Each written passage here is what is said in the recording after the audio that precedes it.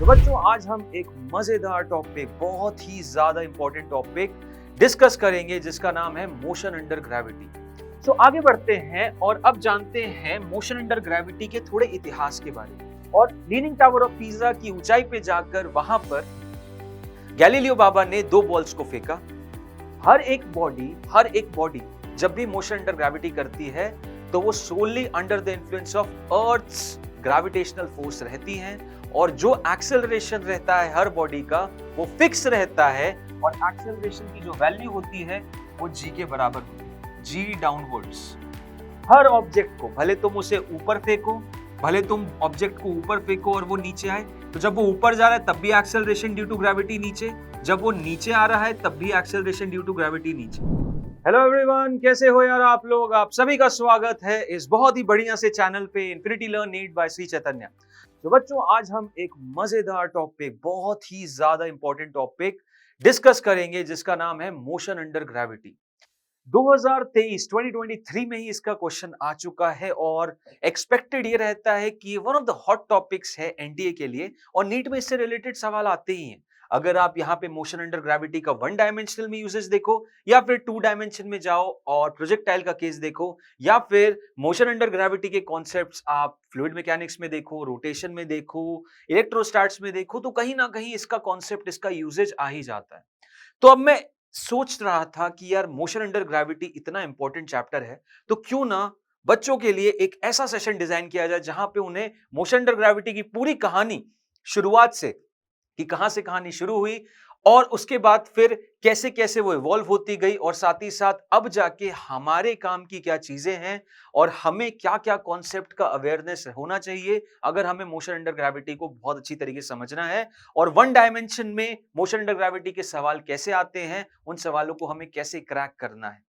तो इसी के साथ ये सेशन डिजाइन है, बहुत मजेदार सेशन है, एंड तक देखना, आपको डेफिनेटली बहुत अच्छे पॉजिटिव इनपुट्स आएंगे। जैसा कि हम करते आ रहे हैं, एक क्वेश्चन रहेगा इस पूरे सेशन के लिए जिसका आंसर आप सभी अटेम्प्ट करोगे, ट्राई करोगे और कमेंट में दोगे, और इसका आंसर मैं आपको बताऊंगा। मैं उस कमेंट को लाइक या उस पर्टिकुलर कमेंट पे एक कमेंट बैक करके दिखाऊंगा कि हाँ that's the correct answer. So question कुछ इस तरीके का है कि a ball is dropped from a high rise platform eight t is equal to 0 starting from rest. 6 second के बाद दूसरी बॉल को थ्रो डाउनवर्ड किया from the same platform with a speed v। The two balls meet at t equals to 18 second. What is the value of v? बहुत अच्छा question है, AIPMT 2010 में पूछा गया है। इसका आंसर जो भी हो कमेंट में बताना। I'll help you with that and I'll be waiting for your reply. ठीक है, चलो भाई। सो आगे बढ़ते हैं और अब जानते हैं मोशन अंडर ग्रेविटी के थोड़े इतिहास के बारे में। सो अगर मैं इतिहास की बात करूं तो एक जमाना था जब ये सोचा जाता था कि चीजों के नीचे गिरने की जो स्पीड है, जो गति है या जो एक्सेलरेशन है, वो डिपेंड करती है उनके मास पे। मतलब ज्यादा भारी चीज ज्यादा जल्दी गिरती है, कम भारी चीज कम जल्दी गिरती है। और बेसिकली ये एक परसेप्शन आ गया था सभी के अंदर कि भाई मास रिलेटेड है आपका एक्सेलरेशन से। मतलब एक्सेलरेशन डिपेंड करेगा मास पे, जिसका मास ज्यादा उसका ज्यादा एक्सेलरेशन, जिसका काम उसका जिसका मास कम उसका एक्सेलरेशन कम। और फाइनली काफी समय तक ये कंफ्यूजन चलता रहा, और फिर गैलीलियो बाबा आए। और गैलीलियो बाबा कहां पहुंचे? गैलीलियो बाबा पहुंचे लीनिंग टावर ऑफ पीसा में। आपने सुना होगा पीसा एक शहर है, और वहां पे एक टावर है जो कि उस स्टार की फेमस बात यह है कि वो लीन करता है, ठीक है, थोड़ा सा लीन करता है। और लीनिंग टावर ऑफ पीसा की ऊंचाई पे जाकर वहां पर गैलीलियो बाबा ने दो बॉल्स को फेंका, और फाइनली दो बॉल्स को फेंकने के बाद वो इस निष्कर्ष, इस कंक्लूजन पे पहुंचे कि भाई बॉडीज जब भी फॉल करती हैं अंडर ग्रेविटी तो वो अपने मास के अकॉर्डिंग उनका एक्सेलरेशन नहीं होता। हर एक बॉडी जब भी मोशन अंडर ग्रेविटी करती है तो वो solely under the influence of earth's gravitational force रहती हैं, और जो एक्सेलरेशन रहता है हर बॉडी का वो फिक्स रहता है। और कितना रहता है एक्सेलरेशन फिक्स? जो एक्सेलरेशन रहता है वो फिक्स रहता है, और एक्सेलरेशन की जो वैल्यू होती है वो जी के बराबर होती है, जी डाउनवर्ड्स।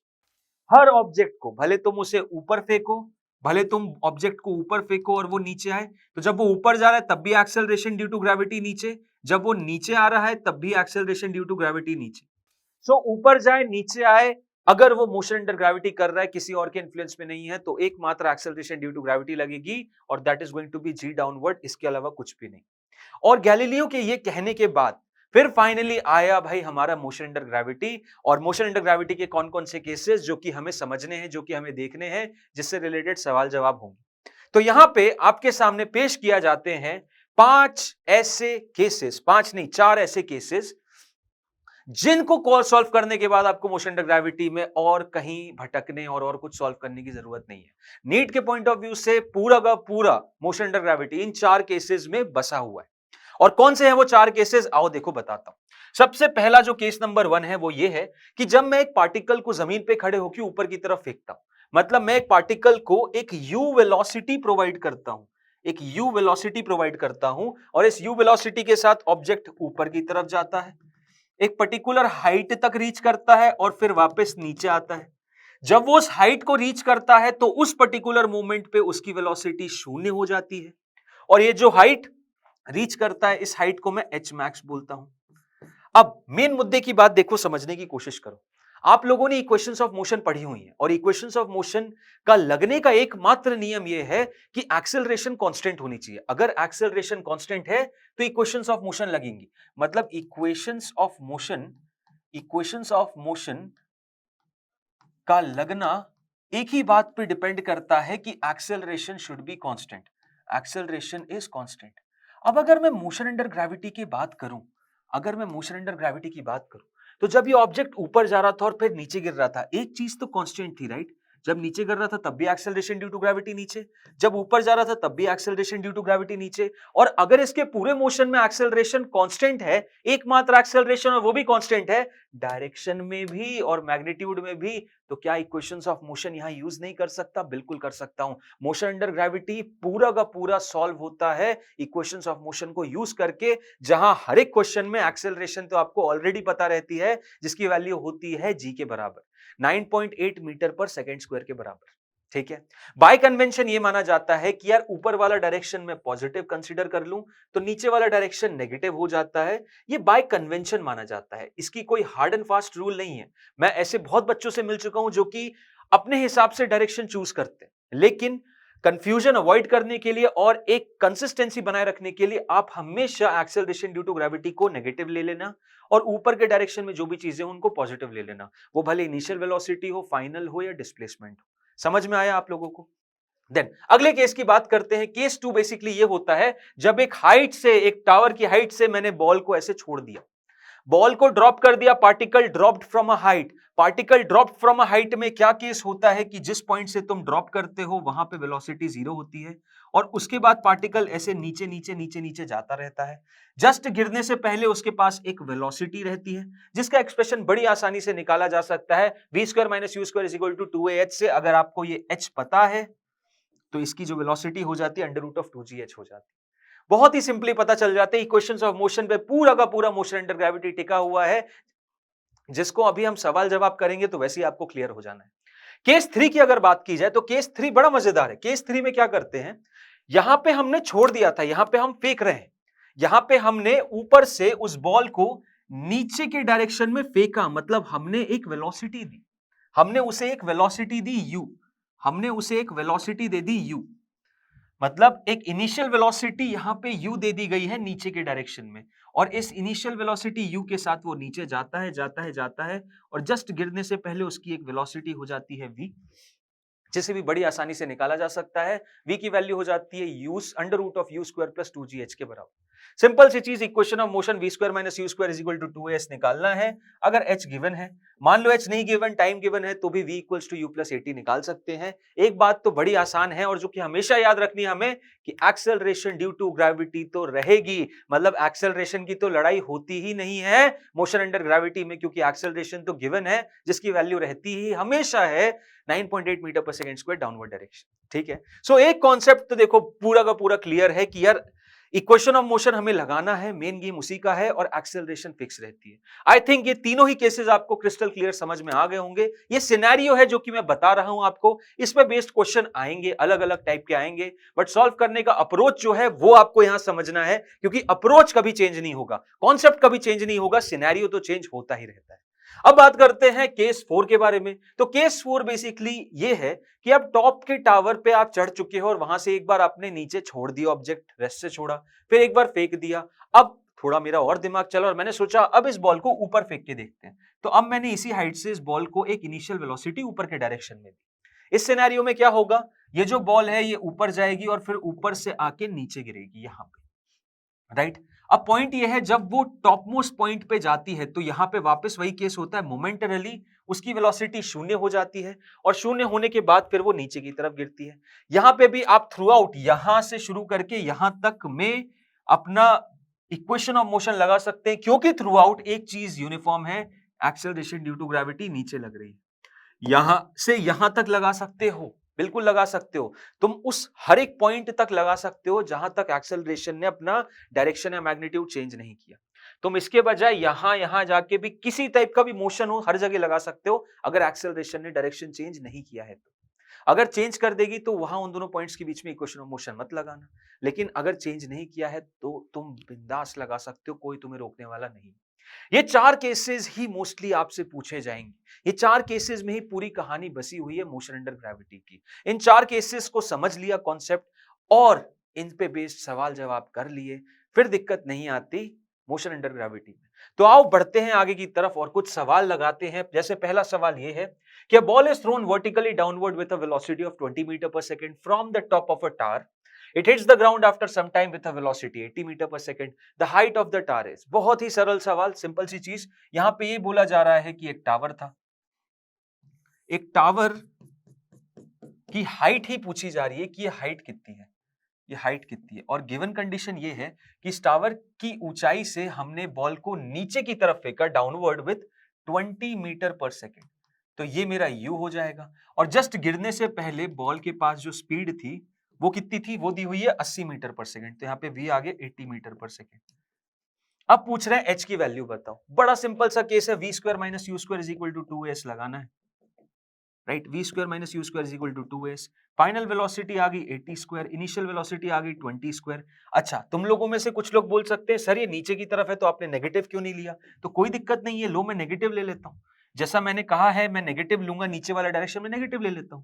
तो माइनस 80 का whole square minus of minus 20 का होल स्क्वायर। देखो नेगेटिव लेने से भी क्या फायदा, वो तो पॉजिटिव ही हो जाना है, लेकिन यहाँ पे फायदा आएगा। 2 इंटू एक्सेलरेशन कितनी आएगी, -10। अगर दिया ना जाए g 9.8 तो तुम g को 10 ही ले लेना। और हालांकि यहाँ पे दिया भी हुआ है कि g को तुम्हें 10 मीटर पर सेकंड स्क्वायर ही लेना है। 2 इंटू -10 इंटू s। अब यहाँ पे 80 स्क्वायर, 80 स्क्वायर माइनस 20 स्क्वायर कितना होगा, 80 स्क्वायर होता है 6400, उसमें से 20 स्क्वायर 400 चला जाएगा तो बचेगा कितना, 6000। 6000 बचेगा, 6000 is equal to -20 into S. एक जीरो से एक जीरो कैंसिल, ये 2 से ये जाएगा 300 से, तो डिस्प्लेसमेंट की वैल्यू आ रही है -300।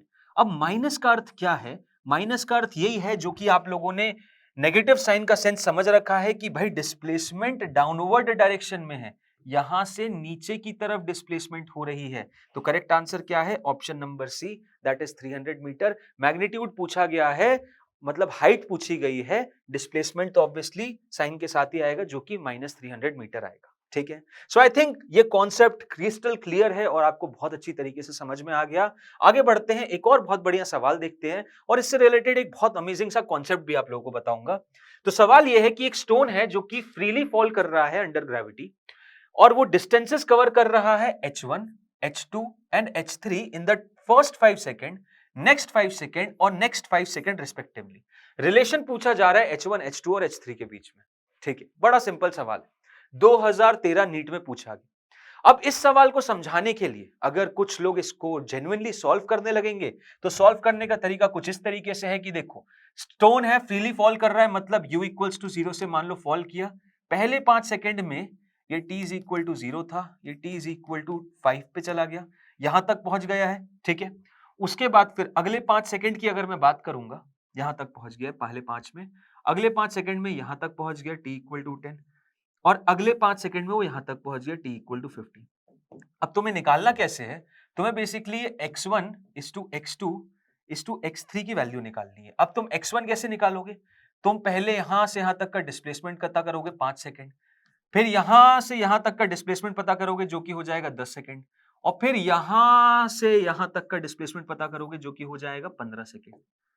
और x1 x2 x3 किस तरीके से निकालोगे भाई? देखो x1 की वैल्यू तो डिस्प्लेसमेंट इन 5 सेकेंड ही हो जाएगी, फिर x2 क्या हो जाएगा? x2 हो जाएगा displacement till 10 second minus displacement till 5 second, है कि नहीं? फिर ऐसी x3 क्या हो जाएगा? x3 हो जाएगा भाई displacement till 15 second minus displacement till 10 second. यहां से तुम x1 x2 x3 की वैल्यू निकाल लोगे, और S5 वही ut plus half at square, time की वैल्यू 5, a की वैल्यू g और इनिशियल वेलोसिटी 0। ऐसी 10 सेकंड तक वो माइनस वो, फिर ऐसी 15 सेकंड तक वो माइनस वो, और फिर जो वैल्यूज आएंगी उसका x1 x2 x3 x3 निकालना है, तब जाके वैल्यू लिखनी है, तब जाके ये वैल्यू लिखनी है कि भाई क्या है आंसर। अब इसको मैं बड़े आसानी से अच्छी तरीके से तुम लोगों को सॉल्व करने का स्टेप बता रहा हूं। क्या स्टेप बता रहा हूं सर? क्या स्टेप बता रहा हूं? आओ देखो, आओ देखो, उसी स्टेप को बताते हैं।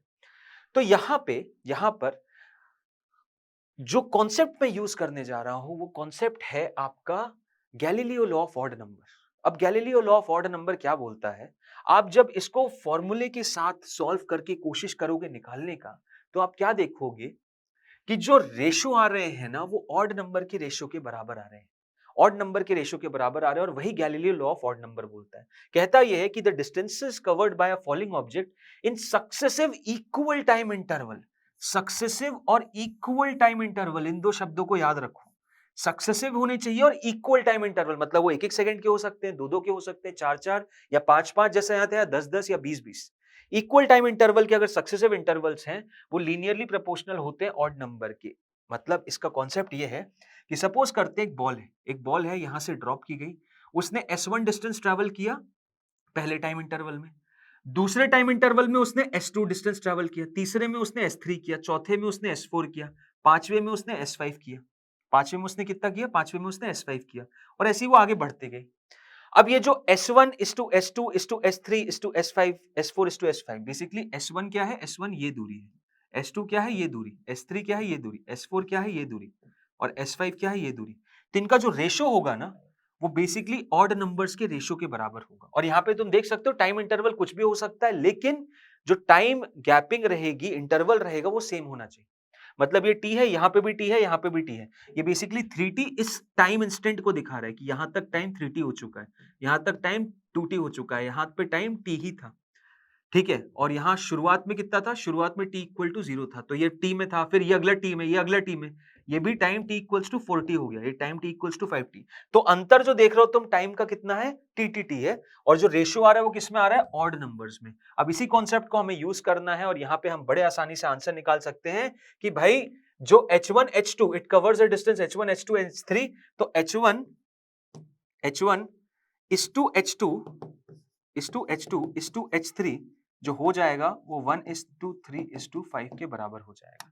अब यहां से आप बड़ी आसानी से इस सवाल को सॉल्व कर सकते हैं और बड़ी आसानी से आंसर भी निकाल सकते हैं कि करेक्ट आंसर क्या हो, करेक्ट आंसर क्या हो। समझ में आया? यहां से आप देख सकते हो करेक्ट आंसर आपका ऑप्शन नंबर बी हो रहा है। क्या हो रहा है? ऑप्शन नंबर बी हो रहा है। आप देख सकते हो h1:h2 1:3 है, तो h2 की वैल्यू h1:3 हो जाएगी, यहां हो गया, ठीक है। मतलब h1 की वैल्यू बेसिकली जो भी h2 है डिवाइडेड बाय 3 हो जाएगा। साथ ही साथ आप यहाँ पे भी ये भी देख सकते हो, देखो इसको सॉल्व करके मैं बताता हूँ। बेसिकली h1:h2 कितना हो गया? ये हो गया 1:3 के बराबर, राइट। और h2 कितना हो गया? h2 हो जाएगा आपका 1:5 के बराबर। अब यहाँ पे आपको क्या निकालना है? h1 की वैल्यू पता करना है। h1 बेसिकली कितना है? तो h1 यहाँ पे आप देख सकते हो h1 कितना हो रहा है? h1 is equal to h2/3 हो रहा है, और यहां से भी देख सकते हो आप h1 की वैल्यू कितनी है?